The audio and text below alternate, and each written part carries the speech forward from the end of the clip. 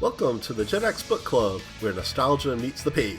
Whether it's a classic from our youth, a memoir from an 80s or 90s icon, or a brand new read with Gen X vibes, we're diving into stories that shaped us. So now grab your book, hit play, and let's turn the page together. Welcome everybody to the Gen X Book Club, and may the 4th be with you. Yeah, I don't usually go with trends, but I'm a huge Star Wars fan, so I can't resist. The power of the dark side. Yeah, Big Star Wars fan day. yep. May 4th. If there's anybody new here, I'm Paul Stroessner, and along with me, Suzanne Mattaboni. Hey, Suzanne. Yeah, great to be here as usual. Yeah. I'm excited to talk about today's book, a book slash movie. Yeah, it seems like I think just about every one we've covered had some kind of movie or TV show associated with it, even if it's memoirs Yeah, and mostly. stuff. So yeah. And it, Mostly, which is, I mean, then it's more of an experience to talk about, you know? it's fun to compare and everything. And I Mm. don't know, I feel like on every episode I should probably say, but especially on this one, I should say ahead of time that there will be spoilers because there are some major reveals in this book if you haven't seen It's it true. yet. So although I kind of had an inkling that's the big thing that happened at the end was what happened, but but Did we'll you? You get kind of saw it coming a little bit? yeah. The part that gave it away was when when the aunt was gonna go get his birthday present, and the way she like whispered to him that I forget what she said, keep it a secret or something like that. And yeah, it that just kind of like I felt like that was like dropping you know, Did you see the foreshadowing. movie before you read the book originally? Yeah, yeah. Well, I didn't see the movie before. I watched the movie. This is the first time I've watched the movie and read the book. Okay. So I watched the movie first just so I could picture the characters when I was reading the book. But yeah, it's tough to say which is the best way to do it because when you read the book, you get a lot of the backstory filled in that kind of alludes to the movie alluded to maybe some stuff, but you get more details in the book, so you get more of a backstory in the book and everything. But in this one, I feel like the movie followed the book pretty well.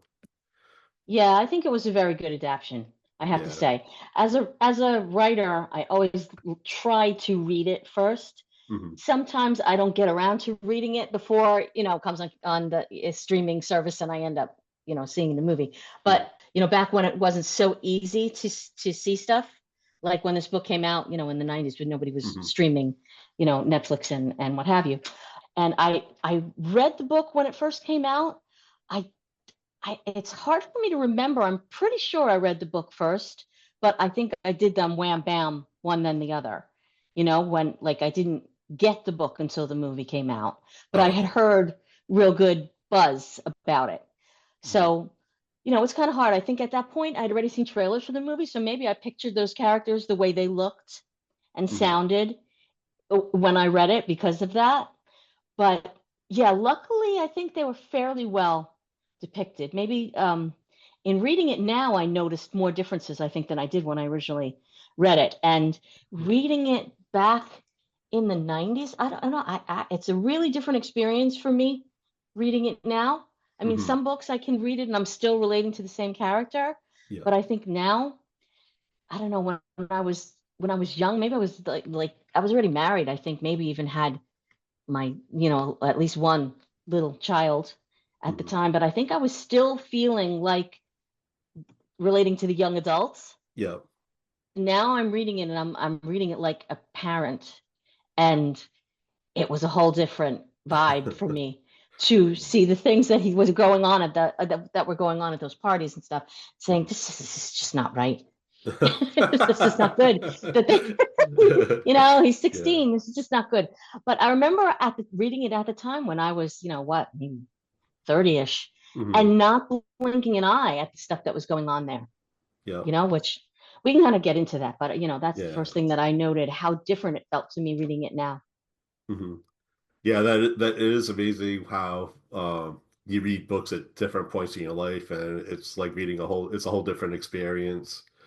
Yes. Sometimes, yeah, Oh, almost same shocks thing with me. movies too, because you think about like Ferris Bueller and like you root for Ferris and everything when you're younger, and now like a lot of people say they relate to the principal, but I relate more to his sister in this one in Ferris That's Bueller. funny. That's funny. But Yeah, maybe movies even more so because everything you're getting a visual that's always really dated, so Mhm, it tends to maybe pull you out of the narrative a little bit mhm. because with noticing how different everything looks. Yeah, So that's a little harder, but I still kind of can. Most of the movies that I saw, and once I see it again, I can kind of remember that initial how do you reaction feel? and still kind of color what I'm watching in the present with that. Mhm. If I watch a movie now from the 80s that I didn't see when I was young, I just, it's just not the same. Yeah, yeah. I cannot, yeah, then everything feels very dated and kind of cloying sometimes, because Mhm. they got very formulaic, the 80s movies, and they were great. It was a great formula. Right, yeah. That's But if they didn't catch you when you're at that moment, it's not the same reaction. hmm. Oh, I should say that this book, Parks of Being a Wallflower, it was published on February 1st, 1999. It was by MTV Books. I didn't even know there was an MTV Books. I didn't know they had their Remember own. that? Yeah. Yeah. Geez, where did that go? With the that was when yeah, were there might have been a little bit of music videos back then. That was it the TRL was a Total Request Live. I think that might have still been going on and stuff back then with Right. It was, I the think it was whole when they Britney started to Spears and all decline. that. Yeah, yeah, Carson Daly and all that. Yeah, Yeah, we were already checked out by then. Us 80s kind of. people. So yeah, yeah. And then the film it made its world premiere at a festival on September 8th, 2012, and then the expanded release was on October 12th, 2012. So it's a little more than a decade. And it was actually directed by the author of the book, Stephen Chbosky. Chbosky. Yeah. Yeah. Considering that he wasn't a director per se, I Mhm. think he did a really excellent job in, I don't, that can't be easy to just jump from one genre to the next, from one discipline to the next and actually be successful your first time. Yeah, yeah. It But it was a actually, good movie. yeah, maybe that's kind of what helped because I think they're good companion pieces. Like I think it's good to read the book and watch this movie together, but yeah, you get more of a complete experience with the book, of course, because for time constraints and everything, some storylines kind of get scrapped. I think the Yeah, biggest difference was with the sister in so many things, like a lot of her backstory with her relationships and it's even true. the Absolutely. relationship with Charlie, the main character. Like they seem to be more antagonistic in the book, but I didn't see any of that in the movie at all. It was total That's opposite. that's true. I thought that was sad the way that, I mean, in the end, I think they kind of Yeah. bonded a little more Hmm. over the things that were going on with him, and obviously her relationship with her boyfriend. Once again, spoilers. She had a boyfriend that was kind of abusive, and this all plays into some of the emotional issues that the very young characters were having. But did you notice? And I didn't notice this the first time that I read it in the book when Charlie is narrating through a series of letters. Yeah. So the narration is really outstanding. The way you're in his head the whole time, as if he actually is writing letters. Like a lot of times people will write books and it's like supposed to be a diary or what have you, and Mhm. it's a little corny. But the voice that was in the letters was really just like so honest and so believable. I think that, and I read a couple of reviews to see what people had to say about the book at the time, and a lot of people really heralded how terrific that was done. And it's there's a lot of painful stuff in there, so you really your heart goes out the whole time. Mhm. um, but did you notice that the sister and the brother didn't even have a name in the book? He Hmm. just always said my sister and my Yeah. brother Hmm. through the whole thing. Like, and it was so, like when you're talking about your own sister and brother, you usually don't say their name, you say my brother, you know, Hmm. or at least Yeah. I do. If I'm talking about my brother, I'll say my brother. So it's just lent a lot of authenticity to it, and almost like you could plug in your own experiences, if he's not even naming them. So that was interesting. Oh, that's so interesting. Yeah, yeah, yeah. Because I didn't even think like because the letters are going. It seems like they're going to somebody specific, but you don't know who he's sending them to. Right. Did you feel? I don't It know that I even really figured out at the end if we knew. No, no, I don't Yeah, even know. no, Yeah, I you don't know if either. we're even I'm not supposed to sure. know. Yeah, I don't even know I if we're guess supposed to I know. guess not. At first I thought he might be sending them to in the beginning of the book we find out that he had a friend who committed suicide, Hmm. Yeah. which, from page one that this is going to be serious, book about his emotional state. I thought at first maybe he was writing to his friend, Michael, Hmm. who he lost, but then he starts referring to Michael in the letters. So that didn't Yeah. make any sense. And it just seems to me like maybe he made up a person that he was speaking to, or speaking to his future self or something like that. But it's Oh, that's interesting that interesting. we never really get an answer on that one. Hmm. Yeah, because I feel like because that's another thing I was thinking about too. Because he didn't mention his brother and sister's names. It seemed like he was trying to protect some people too, and keeping them anonymous. Yeah, that's a good point. So I don't That's know, a good but point. if the person knows him, they would know maybe they would know the brother or sister. I don't know, but yeah, that Yeah, is and it's cool. hard not to think that this isn't autobiographical because it's so personal. Mm, I don't really know if that's true, but that would be my guess. mm. You know, Uh, if uh, if not, then he really is masterful in writing this book. If he right. did not suffer from these same things that we're seeing Charlie suffer through. Yes, it was so unique the way it was written. I absolutely loved it. The like Suzanne said, it was written as letters and it was dated, so this took place within a school year. Mm, And yeah, so you go through all the different seasons and everything, and he's due to the high school, so you get right, yeah, because his best friend had committed suicide, and now he's going into high yeah. school, and yeah,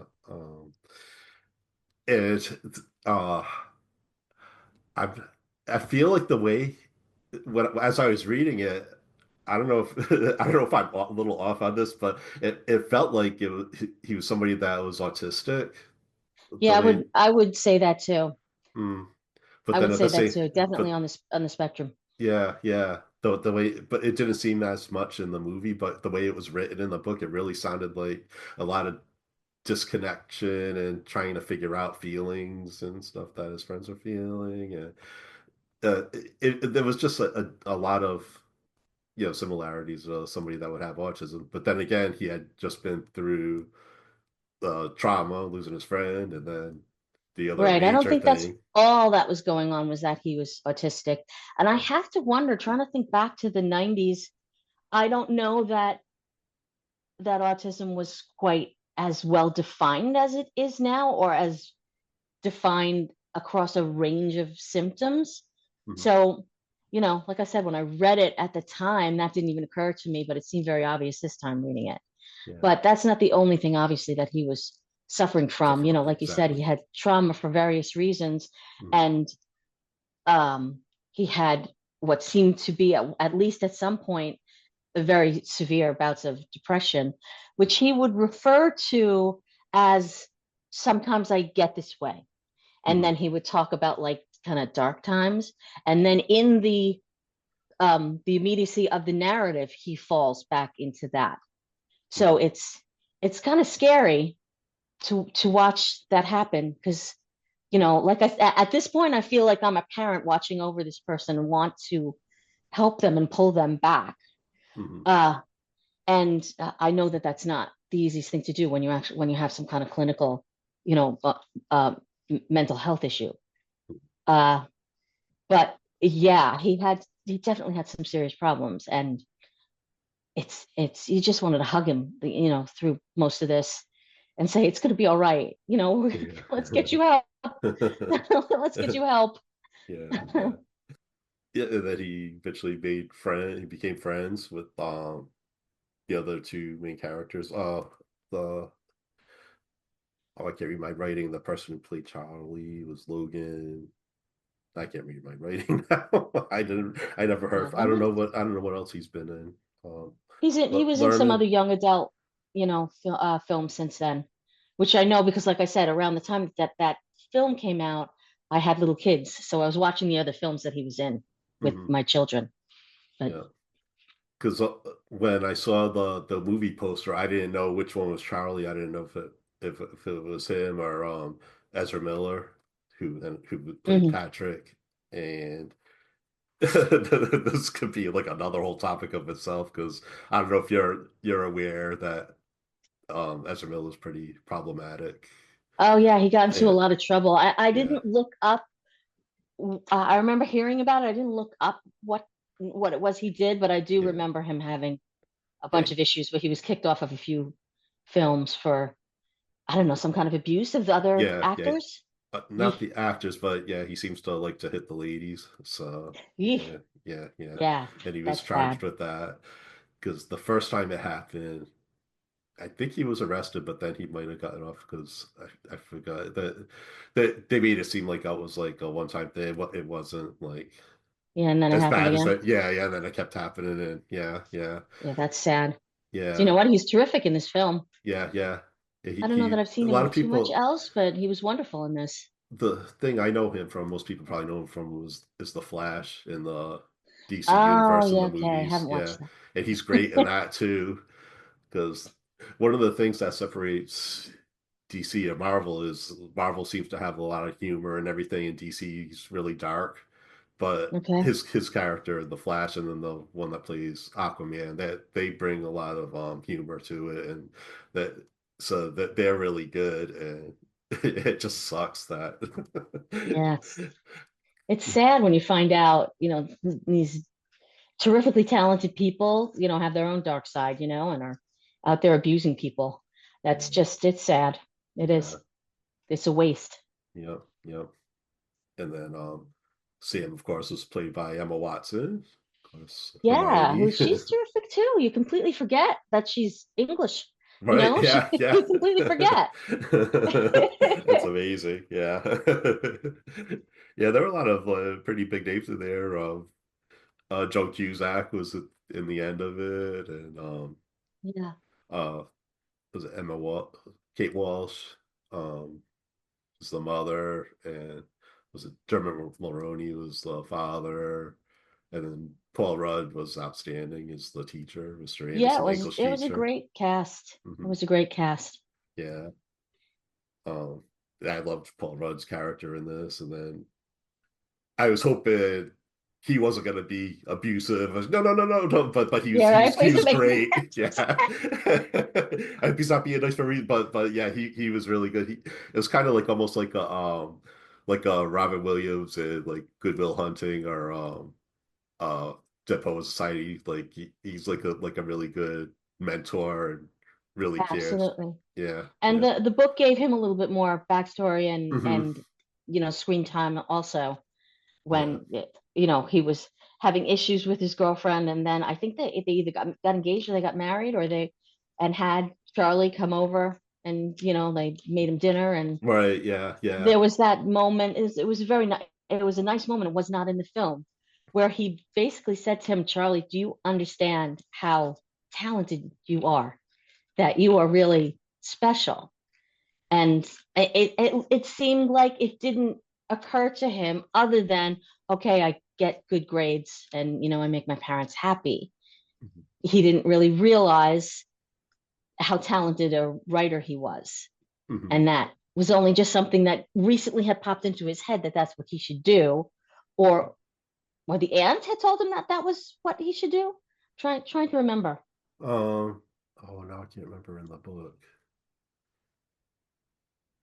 because Yeah, he almost made it sound like somebody told him that's what he should do. So, oh, I guess that's what I'm going to do, as opposed to him just being showing that he was really brilliantly talented at this. So yeah, it was it was a, a revelation for him, and it was a nice moment between him and the teacher and the teacher's girlfriend.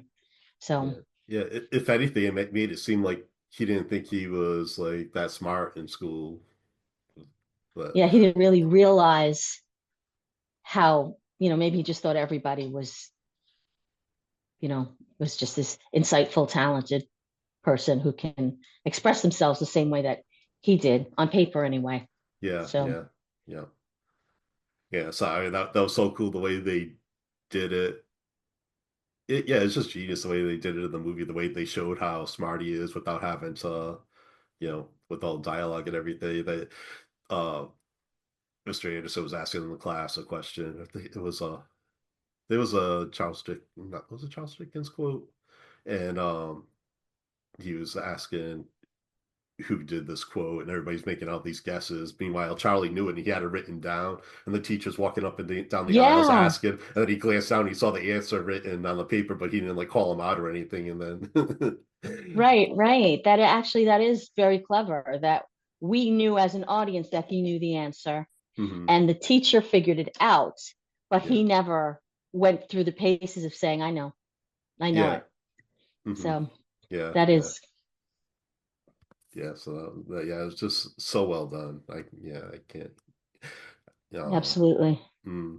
And that he ended up becoming friends with Patrick and Sam, who are kind of, yeah, it's like step siblings, right? Like Yeah. her mother married Patrick's father. I think that's what it was. Or was it the Yeah. other way Yeah. around? And they turned out, well, yeah, I don't remember which was which, but yeah, they were siblings by marriage, but yet they were kind of best friends. Yeah, And yeah, I kind of like that, seeing that situation. yeah, Um, and it was a nice way to introduce them both without having there be a possibility that they would be a couple, since, spoiler alert, uh, Charlie is just absolutely in love with Sam through the whole hmm. film and feels like maybe she's too good for him, I mean, they're all older than him, first of all, Yeah, they're seniors. significantly older, right? Which is difficult as it is. Hmm And it's difficult for him, once you get to the end of the book and they're all going off to the next phases of their lives. Yeah, Uh, but yeah, it was set up well where they could all be friends, but not, have limit the romantic, you know, hmm association between, any of them. yeah, yeah. And they were just basically opening up a whole new world to him. So, we see it through his eyes, the parties and everything. And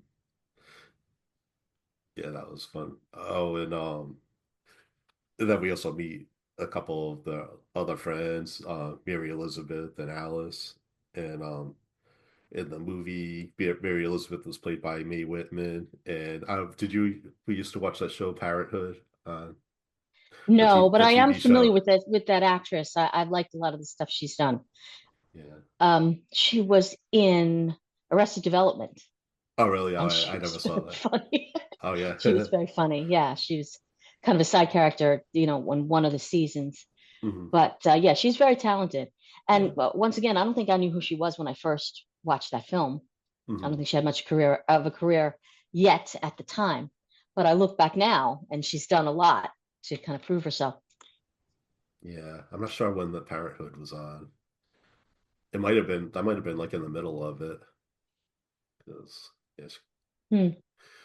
because she wasn't like a little kid in it. She was a teenager in the show. So it might have been a little bit of an overlap there.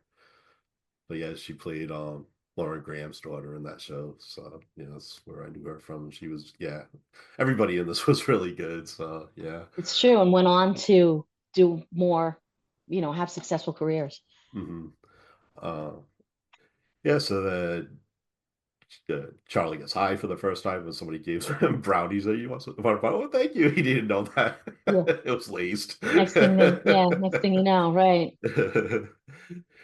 And then they made him feel welcome and everything. Well, I think first of all, yeah, yeah. Like I already said, there's gonna be spoilers in this, and we Mm, find out that Patrick's gay, and uh, Charlie walked in on him making out with the football player in one of the rooms, and hmm. then the Patrick didn't care, but of course the football player didn't want anybody to know his secrets, and then Patrick, told him to keep it a secret and everything, and then like later on in the party, they made a toast to Charlie, calling him friend and everything. He can like you can Yeah, tell that and that they kid, yeah, they really were. I mean, they took care of him. yeah, they took care of You him. know, Yep, hmm. they were good friends. They watched out for him. Hmm. Yeah, if I have to point to friends in a book or in a movie that I really thought, I have to hand it to, they behaved well. Yeah, They really looked out for Charlie, even though, all right, he's at these parties, he's doing drugs. There is one moment where he actually does a tab of acid, yeah, and he's like 15 or 16 years old. right. Once again, when I was young and I read this, like to me, that didn't, it didn't really register as being any big deal. Hmm. But now I'm like, he's 15 years old. 15 years old. Why did I let him do this at this point? This is horrifying. But I mean, it's hard to say. I can't explain why I didn't think that was unacceptable at the time. But um that I mean, it kind of pushed him over the edge in his emotional state at some point. Yeah, But I felt like they really did go look for him when they thought he was having some kind of problem, and they knew that he had issues, even though, like I said, maybe this kind of thing wasn't as well defined or as well treated at the time. But they knew when he needed them, yeah, and up until like there was one point where they had a kind of had a scuffle yeah. because he was kind of clueless in how to deal with Mary Elizabeth and kind of Right. Yeah. misstepped because he was actually in love with Sam. So maybe until that little scuffle where they really had to say, all right, we have to cool this for a while. um they really tried to make sure he was okay with all these new things that they were introducing him to. So Mhm. at least you have to give them credit for that. Yeah. I think the thing that triggered that was I don't know if it did it in the book, but I know in the movie when he when Sam found out that he was high, that he said he wanted a milkshake, so she was making Yeah. him a milkshake in the kitchen. He's not gonna have the stuff for it. And then he mentioned how his friend Michael had killed himself. And then I don't if you just watch the movie, Emma Watson just did like the look on her face, and you can really tell that it really hit. She's like, what? And so then I think that from that she knew that you know he had problems, probably from that. And then she kind of whispered it to Needed Patrick later on. a So then certain amount of yeah, so that kind of upped, attention. Yeah. yeah, so that kind of upped them to look out for him and everything. So yeah, and then another one of my favorite things about this, I don't know if you ever experienced this, when we went to the Rocky Horror Picture Show. Did Oh you ever do that when yeah. you were younger? Yeah. Oh yeah. Yeah, Oh yeah, yeah. yeah. And yeah, and was it 10th grade or 11th grade? It was kind of like a rite of passage at Mm. at my high school. All right, I so got involved in, yeah, there was like this big kind of crazy variety show that went on at my high school. It uh-huh. was called the Mad Show. And it was like the cool thing to be in. And I could sing, so I got Uh, into the show. So I got to oh. do the cool thing. But then in the middle of the night after rehearsals, we all poured into a bunch of cars and went to see the Rocky Horror Picture Show. And Mhm. in New York, it was strange. Like you couldn't even hear what was going on the screen. Everybody just Right, screamed the whole screaming. movie. Yep, yep, Just yep. screaming. Really? You guys too? Because it Yeah. seems like that in other places there was more decorum where they listened to the dialogue and then they Oh screamed. no. And then they stopped and then they screamed. No, we just screamed all the way through. Yeah, yeah, because everybody It has was something different to say. Yeah, I don't know if yeah, in case you're not familiar with the Rocky Horror Picture Show, because yeah, Suzanne and I aren't virgins, but they make a big deal. If you've never been before, you get called a virgin, and then a virgin. it's the movies. Was it Tim Curry who's in it, and yeah, now my mind's going blank now. Terrific movie. Yeah, Yeah, yeah, Susan yeah. Sarandon. Yeah, yeah. But yeah, yeah, it's just like a horrible musical. Yeah.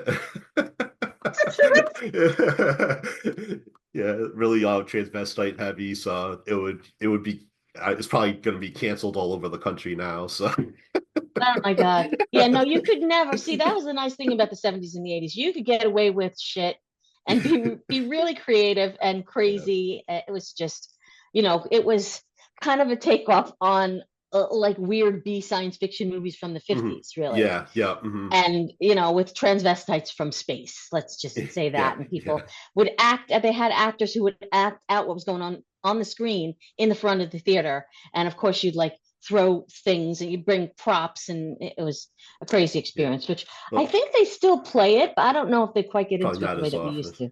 Yeah, Yeah.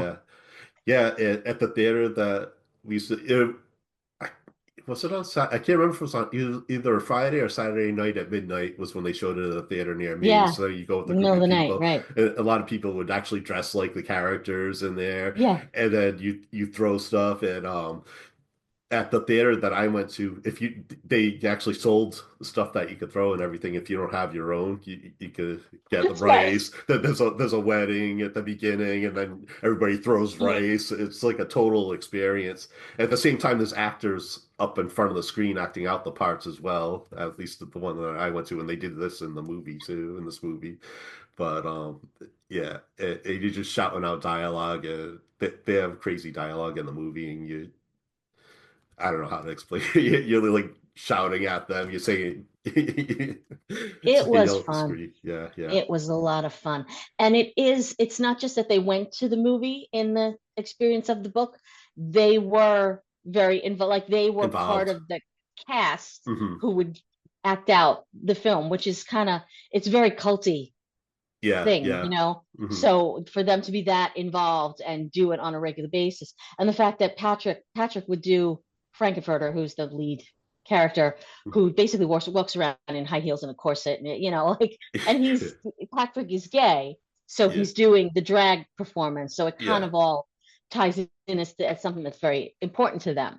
Hmm. And they bring Charlie into that experience too. And at one point, they have him cover for one of the guys who didn't show To up, show and up. he gets to Yeah. do, Rocky the Rocky. monster, if you know, Yep. yeah. So, which is, something you wouldn't expect a very young autistic boy to do, Yeah. but he did. So, it just kind of showed that they were bringing him out of his Out of the shell shell. and out of Hmm. his comfort level, his Yeah. comfort zone.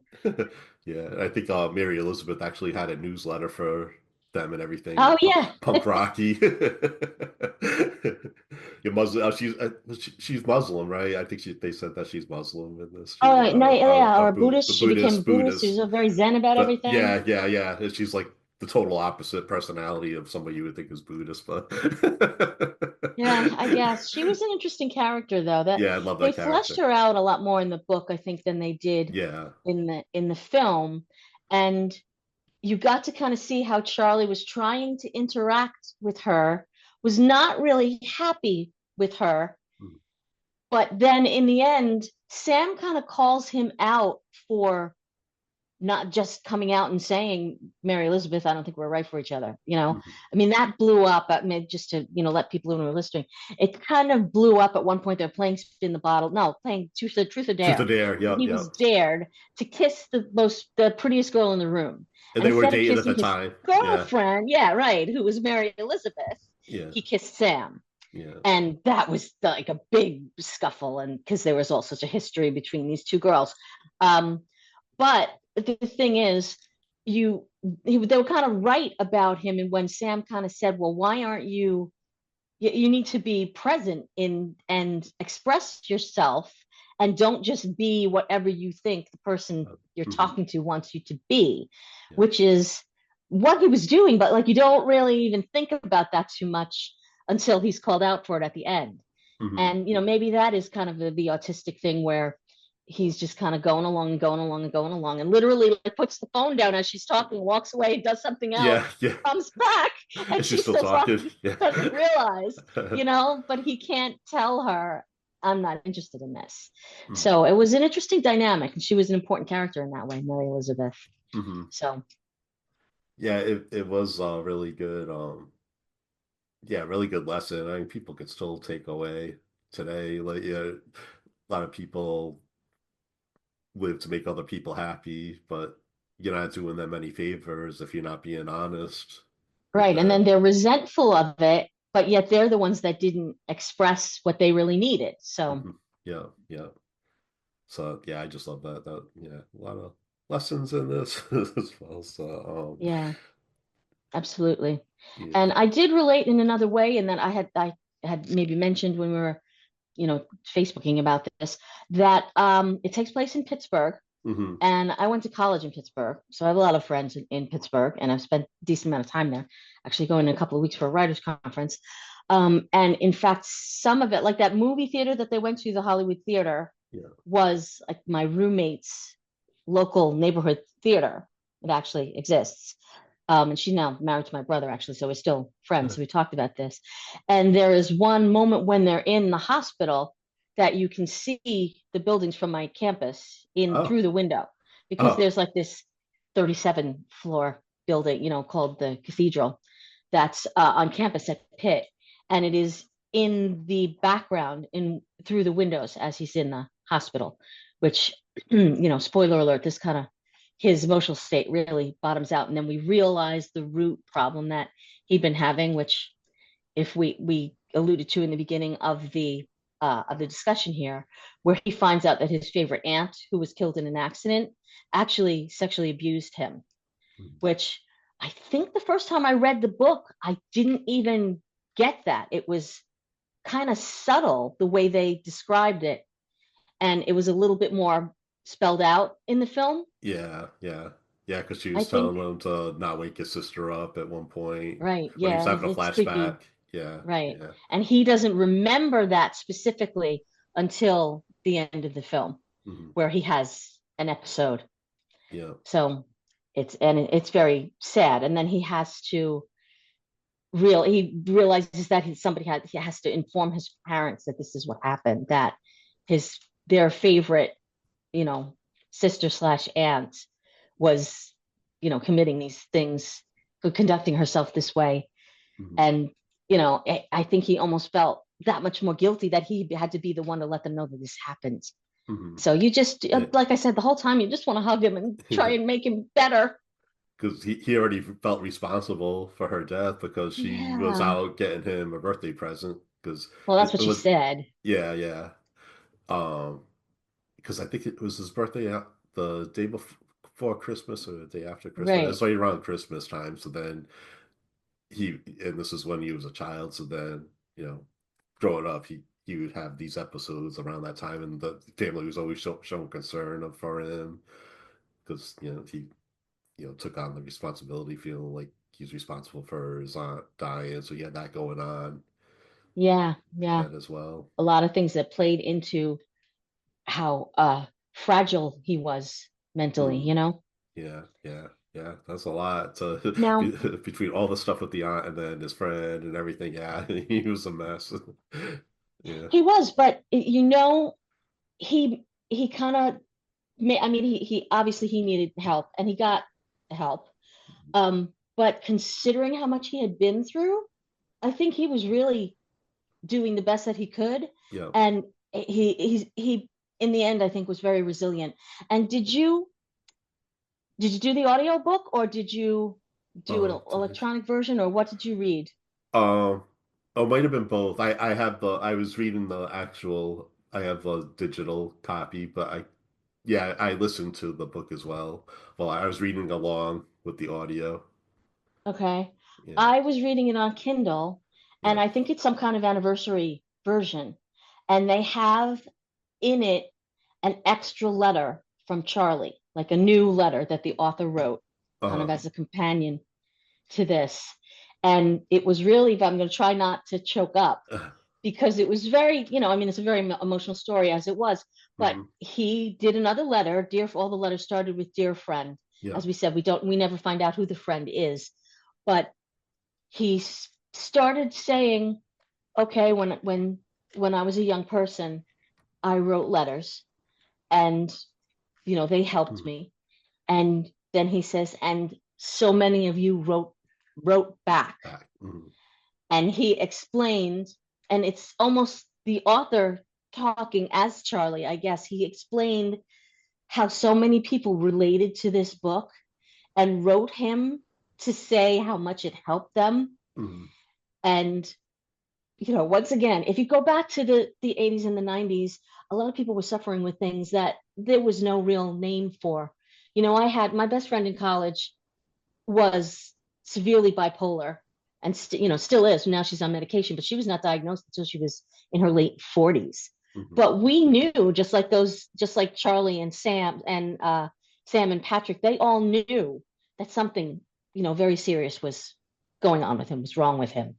Mhm. And they really tried everything they could to help him and watch out for him. And we kind of did that too with my friend who I'm still, Uh, very close to.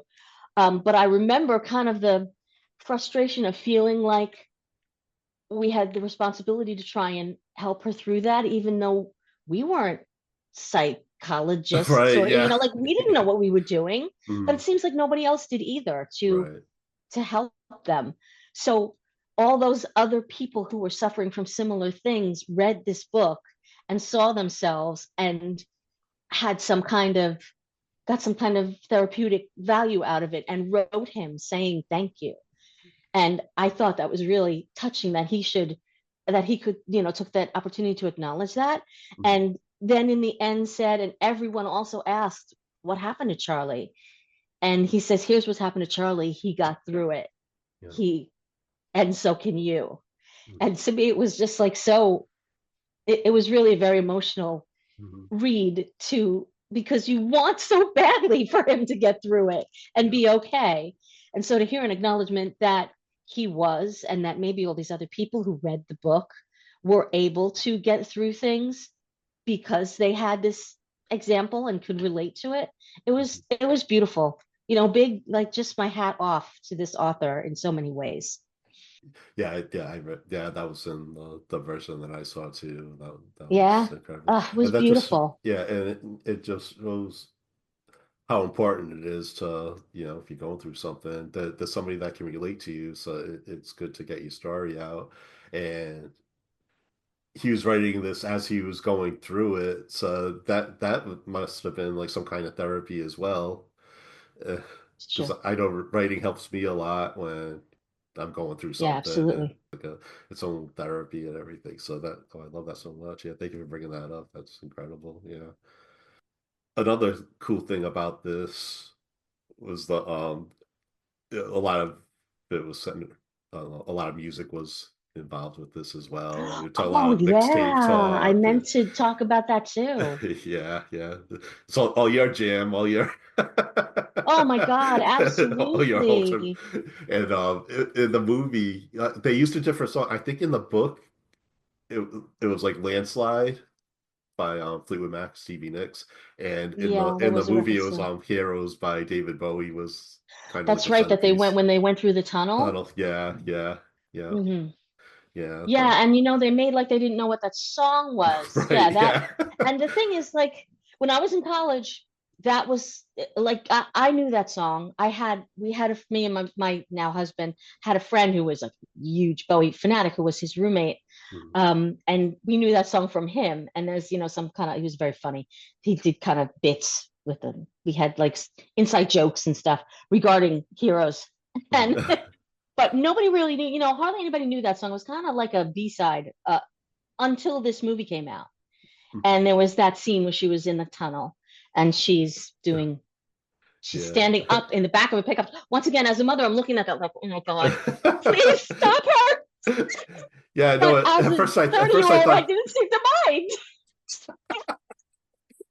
I know. At first, I thought it was just like through a moonroof or something, but no, it was in the back of the bed of a No, pickup truck it's as the they're back going of a through. freaking pickup truck in a tunnel. Oh my God. But it was That in the film, it was this really wonderful moment of them feeling free. free. And Hmm. he described it as, what's the word he used? Infinite.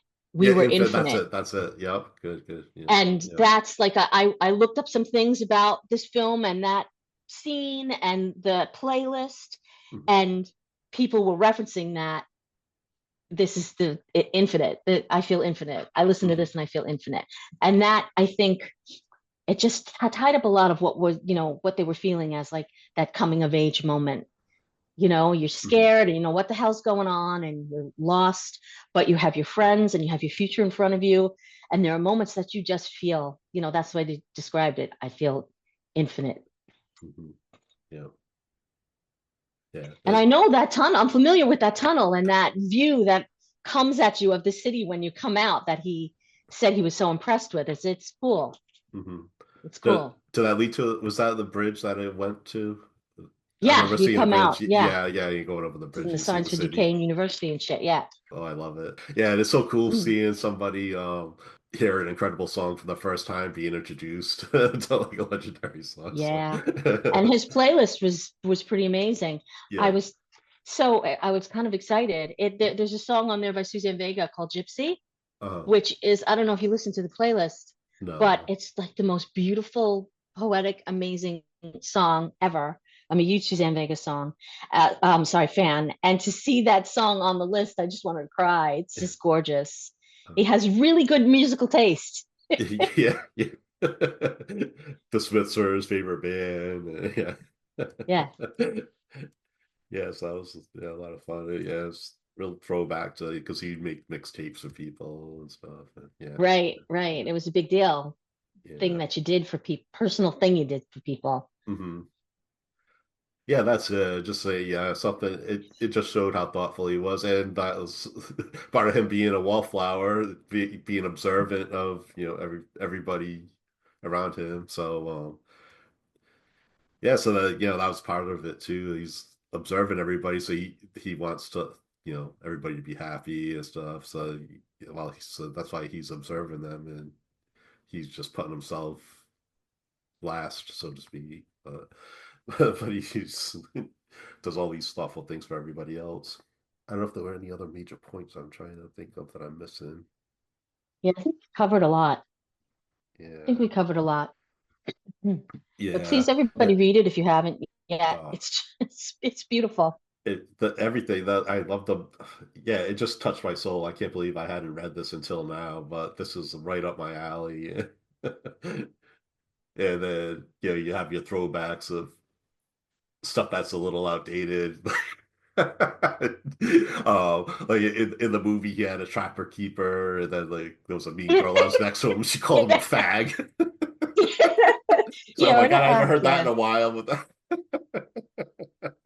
oh my god, but that, you see all the problematic stuff that we used to say back then. absolutely. Yeah. Yeah, so it really was a throwback. There's just everything about this, the nostalgia for us, and then and just the themes, and it's just timeless too at the same time. So Absolutely. I don't know. I don't Oh think there's boy. anything else. Yeah, I don't think there's anything else to cover with I think this. anything else we should maybe leave a few surprises for people to read on Yeah, their own if yeah, anybody yeah, is listening. yeah. Definitely. It sounds like we both highly recommend this. Oh Yeah, yeah, definitely absolutely. read. Yeah, definitely read the book. See the movie, and yeah, I think it helps. I think it would help if you read the book first, because then you get a lot of the backstory and everything. Yeah. Well, it's just such a well done book that So well written, everything about yeah, it. just don't miss it. Mhm. Don't be satisfied just with watching the movie. Let's put it that way, Right, yeah, exactly. Yeah, you need because to then read the you're really book. missing something. Right. Yeah. Yeah, I think it helped that he wrote the book and directed this because yeah, they kind of made sure that it was done right. And so Completely. yeah, perfect. Yeah, so definitely I can't praise this enough. So and they talk about next week's. I hadn't thought about this, but yeah, this is a good idea. For a month of May, we're gonna talk, read Fight Club. We're going to talk about it. Yeah.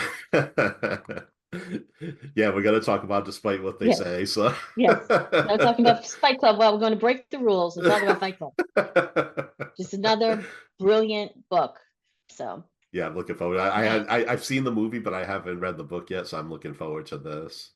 Yeah. So the movie was great, so I can imagine be another case where the book is that Fabulous. much Yeah. better. Yeah, yep. So looking forward to that.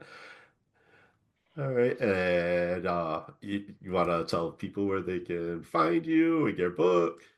Oh yeah, sure. Suzanne Mattaboni. I'm out there on social media on, Facebook and Twitter, and not too hard to find. But I am the author of Once in a Lifetime, which is women's fiction about young girls in the 80s, kind of coming of age and finding themselves and such. So you can find that on Amazon and Kindle Unlimited and such. Or take a look at SuzanneMattaboni.com or onceinaLifetimenovel.com. So, Do you have any more touring dates? touring dates, I'm going to be like the weekend of May 15th to 18th. I'm going to be in Pittsburgh for the Penn Writers Conference. Oh, And the last weekend in July, I'm going to be in Philadelphia for the American Library Association show. oh, that's awesome. I love that you Yeah. do that. Yeah, I love Yeah, it. just got done with there was a Philadelphia Writers Workshop that we just got done with at the end of April. And then the Lehigh Valley Conference was before that. So this is like writing conference season. Oh, So that's so awesome. Love it. And then you can find me at Gen X Journeys, all the socials. And this week I've been posting the uh see the films, 35 films and 35 albums of 1990, and we're gonna be wrapping that up I think by the end of this week. And then we're gonna really go a little deeper in the 90s. Next will be 30 films and 30 albums of 1995 for you younger Gen Xers. I'm used to the 80s, so I had returned to the 80s for years, decade over a decade and a half. So I'm really like going a little far off from the 80s, but yeah, it's still Gen X stuff. And yeah, it's still a lot of fun stuff. So. flower, right?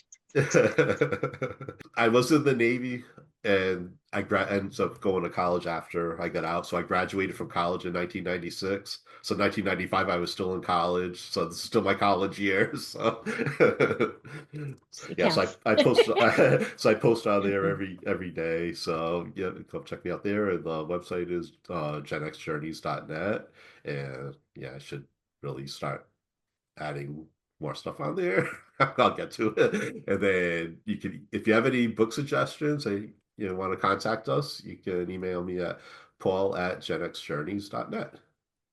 And I want to thank everybody for watching and listening, and let us know what you thought about this book and what effect it had on you. And if you read the book afterwards, let us know what you thought. All right, and thank you, Suzanne, for joining me. And I believe our friend Dell will be back next month, so we'll see. And definitely check out his show, the 80s at 8 at 8 a.m. and 8 p.m. on Saturdays and Sundays. And I think the school year will be coming to a close. I'm not sure when he's going on vacay after that, but I believe he's still going strong with that. So, yep, check out his show for sure as well. So, all right, we'll see you next month with a black eye as we cover Fight Club. Bye, Thanks, everybody. everybody. Bye. And remember, Be excellent to each other. And party on, dudes!